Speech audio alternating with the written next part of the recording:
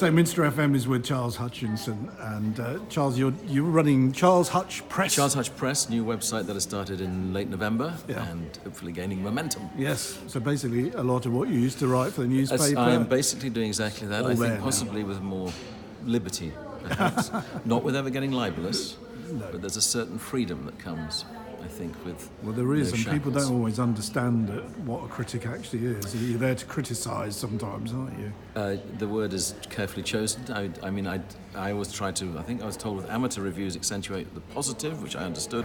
With professionals, they are of a certain standard, and I like to think that the journalistic writing is similarly of a professional standard too, and that means sometimes you make quite bold statements, maybe even a prophet in your own city of seeing how things might change, because you absorb what people around you are saying as well. You're not an island as a reviewer. I mean, yes, I back my own opinion in my reviews, but the overall picture that we've been looking at in York in relation to the pantomimes in the city, that requires you to, I think that's where the more than 30 years of experience of writing about the city's art scene comes into play, when you make your judgment on things.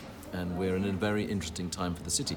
I mean, you couldn't make the story up that Berwick's gone to the Grand Opera House. It's an extraordinary story in its own way.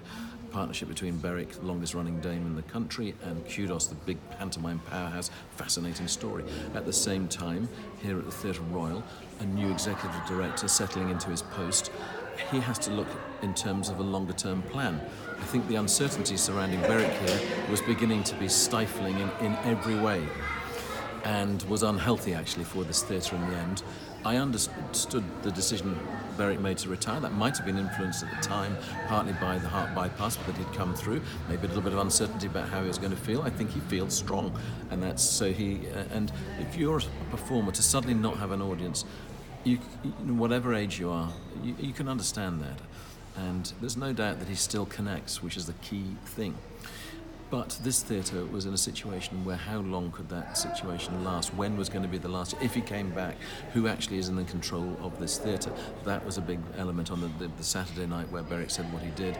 But the executive director, Tom Bird, was basically being undermined. It was a speech of nothing short of mutiny, an impossible situation for an executive director to be in.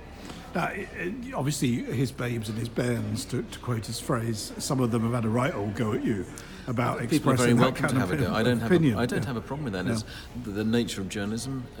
Some is fact, some is opinion. The nature of a critic, of course, is opinion. I'm not going to deny that, though I like to think there's a certain factual craft that goes with that as well. I back it up with evidence, I back it up with statistics, etc.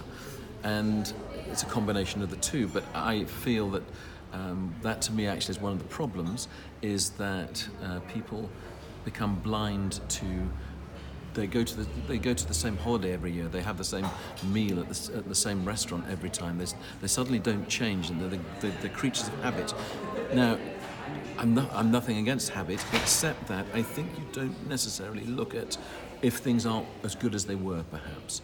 And I'm not going to say that anything other than the pantomime is not as good as it was at the Theatre Royal with Berwick, and you weakened it further even because he wasn't in the last one. Now, obviously, that's a matter of opinion, isn't it? And you're not alone, actually, in that opinion, because when you read the Facebook comments, yes. it actually seems to be split fairly evenly, 50-50 for and against, doesn't it? It does. I think what I would say is that a Berwick Caleb pantomime has to have Berwick Caleb in it. It just does. Polo Mint with massive hole, as it were. It was the Polo Mint of pantomimes, because there's no one to take on that centrifugal force, if you like, within the show. So if there's going to be a Berwick Caleb pantomime in York, well, of course, he has to be in it.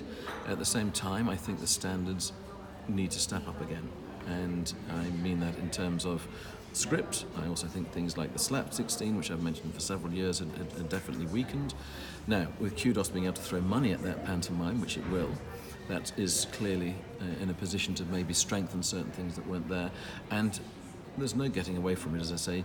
He connects with an audience like no one else does. That's his ultimate gift, breaking down the fourth wall. He's very special at that. And of course, despite at the moment this awkward situation. I can't put it any other way between myself and Beric and Susie and Martin. I do actually, I hold nothing, and this is not a vendetta. I really do stress that. It's not a vendetta. I would like them to do a really, really good pantomime, because that's 2 good pantomimes in the city. I'm equally excited about the future for York Theatre Royal, because it's a new age, inevitably. You bring an executive director in, Damien leaves, so Damien Cruden leaves as artistic director. It's a changing of the guard anyway. Now, there is this thing where people talk about change for change's sake. This isn't change for change's sake. This is to progress the future of the theatre. You have to nurture a young audience as well as maintaining the audience that you have. Theatre finds that more difficult than film, and always has, but on the other hand, there are fantastic productions that this theatre's done over the years for children. And interestingly, Juliet Forster is going to be doing the directing of Cinderella, with a fantastic track record actually of children's theatre over the years, as well as doing a beautiful production of Midsummer Night's Dream for Shakespeare's Rose Theatre, which showed her ability to handle comedy, and at the same time she's a director of Real Gravitas, as we saw from View from the Bridge.